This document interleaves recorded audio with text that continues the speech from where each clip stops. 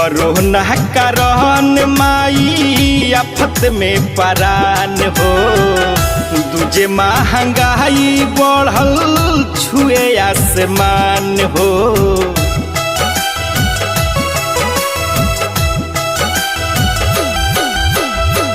Corona कारण माई आफत में परान हो, दूजे महंगाई बढ़ल छुए आसमान हो।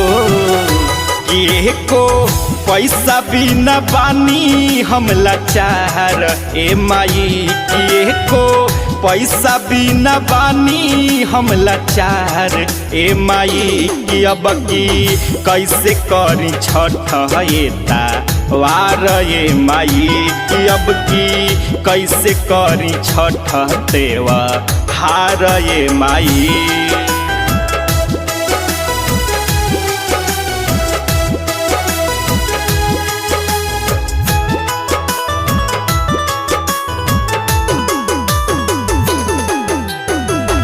भिखियो मांगे हम जाई जेकरा दुआरी, मारे लताना सभे बुझे ना लाचारी।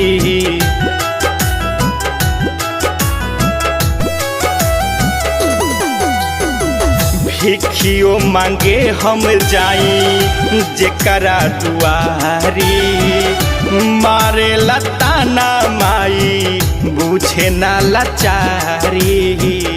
गरीबी देखावता यह न कर दुआरे माई, गरीबी देखावता यह न कर दुआरे माई। अब की कैसे करी छठ एता वार ये माई, कि अब की कैसे करी छठ तेवा हार ये माई।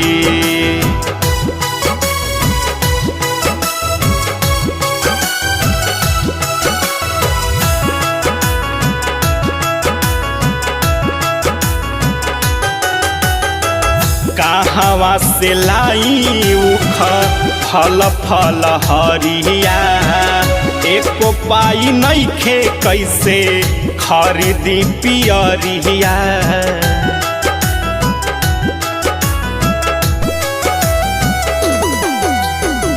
कहाँ से लाई माई फल फल हरिया, एको पाई नइखे कैसे खरीदी पियरिया।